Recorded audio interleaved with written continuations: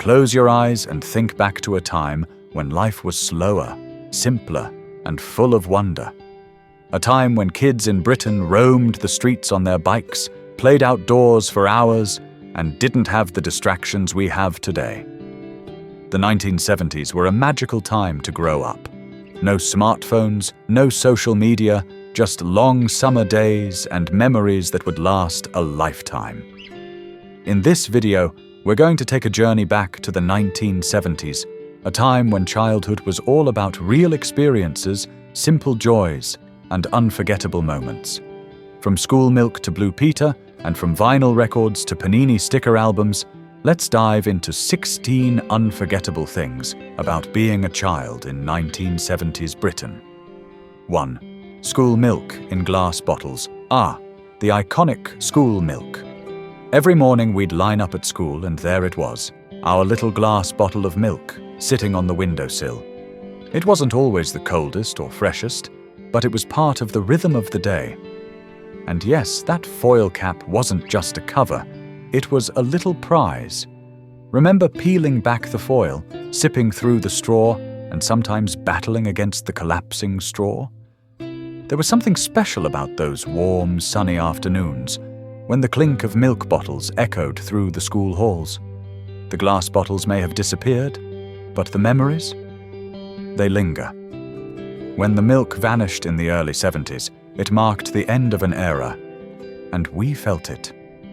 2. Blue Peter, a national treasure.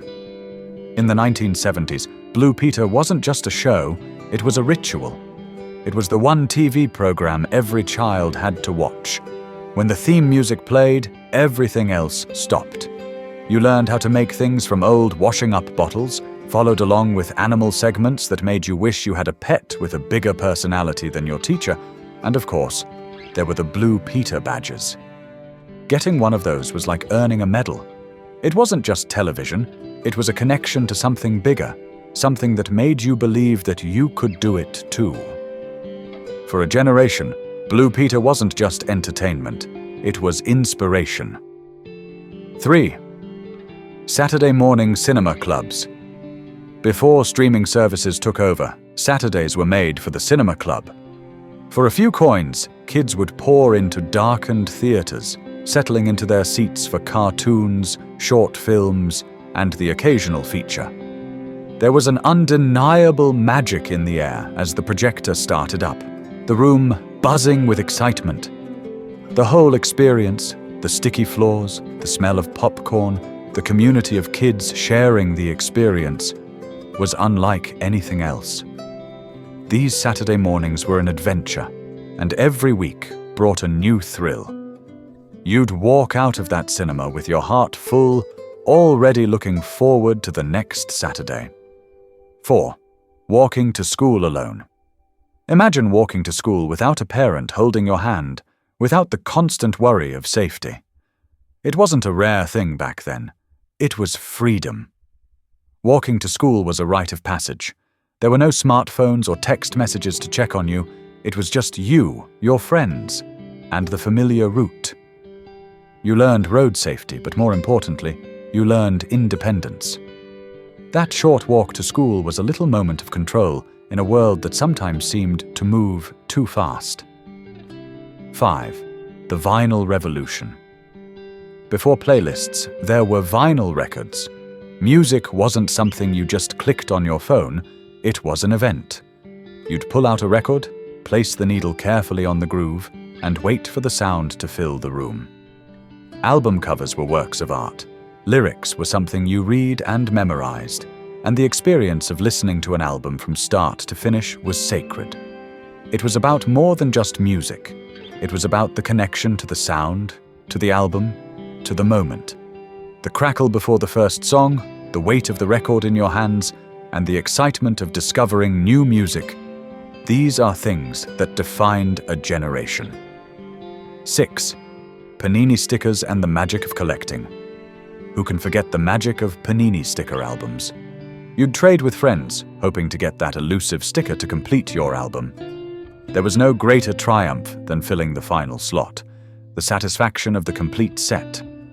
Those stickers weren't just images, They were pieces of childhood. Every trade, every collection, every sticker was a step toward something bigger. If you were lucky, you'd even get a few extra packets, and those few stickers might be the ones you needed. It was a world where trading was currency, and you belonged to something bigger than just your school. 7. Taser and Corona drinks. Forget the energy drinks of today. In the 70s, nothing quenched thirst quite like a glass bottle of Taser or Corona. These brightly colored drinks were an explosion of sweetness and fizz, and on a hot day, nothing tasted better. The clink of the glass bottle, the pop of the cap, and the bubbles rushing to your tongue were part of the joy. You'd even return the bottles for pennies, making you feel a little older and a little smarter. The taste of summer wasn't lemonade.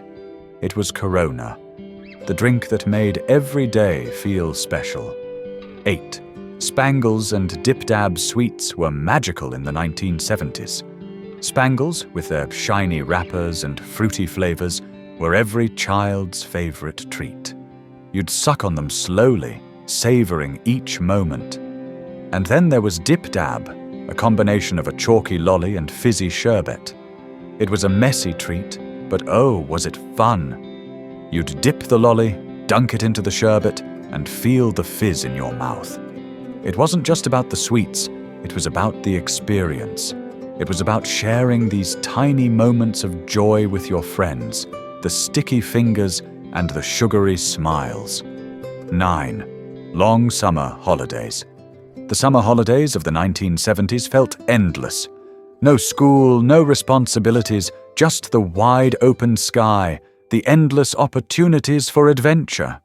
Mornings began with a rush outside to play before anyone could stop you. The streets turned into playgrounds, and fields became football pitches. Even the occasional boredom felt like freedom. It was time spent creating your own fun. And when the sun set, you came home with grass stains on your clothes, your hair smelling of summer, and your heart full of stories to tell.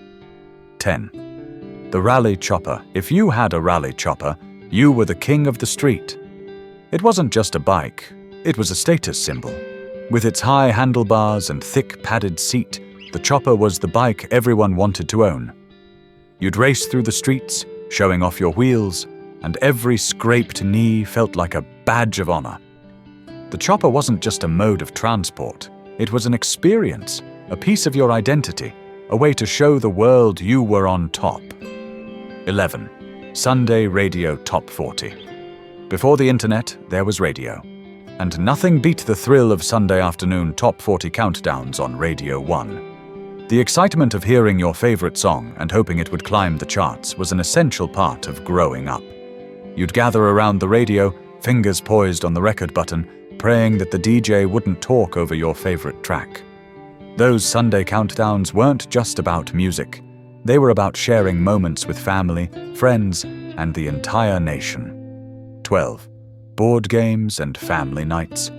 Evenings were often spent gathered around the living room, playing board games. Monopoly, Cluedo, Clio. They weren't just games. They were a chance to bond, to compete, and to have fun as a family. The roll of the dice could change everything. And sometimes, a losing player would slam the board in frustration, only to laugh about it later. Those family game nights weren't just about playing. They were about building memories, creating laughter, and forming lasting bonds. 13. Decimal currency. In 1971, Britain switched to decimal currency, and for kids, it felt like a mini maths exam every time you went to the sweet shop. Converting pennies into pence was a new challenge, and mistakes were common. But there was something special about that period. The change in currency symbolized a shift, and even something as simple as buying a packet of sweets felt like a small piece of history. 14. School dinners. School dinners in the 1970s weren't gourmet, but they were comforting. Big bowls of mashed potatoes, thick stews, and sweet, sticky puddings filled the cafeteria. Pink custard on sponge cake or jam roly-poly. It wasn't fancy food, but it was the food of childhood. You'd line up, tray in hand, and fill it with the hearty meals that would fuel your afternoon. The smell alone was enough to make your mouth water, and school dinners remain a staple memory of that era. 15. The end of an era, the milk snatcher. For many, the 70s ended with the milk snatcher scandal. When Margaret Thatcher's government abolished free school milk in 1971, it felt like a betrayal to an entire generation. School milk was part of our daily routine, and its loss marked the end of an era. It wasn't just about milk. It was about a small, simple joy being taken away. And for kids in the 70s, it was one of the first signs that the world was changing in ways we couldn't control. 16. The legacy of 1970s. Childhood looking back. Childhood in the 1970s may have been simpler, but it was filled with memories that shaped an entire generation. The absence of modern technology meant we had to make our own fun, and it was a time of innocence and freedom. Today, the world may be faster, but the memories of those childhood years in 1970s, Britain will forever remain in our hearts. Those were the days, weren't they? From Blue Peter to school milk, to the long summer holidays and rally choppers, the 1970s gave us moments that are still cherished today. Which of these memories do you miss the most? Drop a comment below and share your thoughts. Don't forget to like this video, subscribe to the channel, and share this with someone who grew up in the 70s. Let's keep these memories alive because they're part of who we are. Thanks for watching and take care.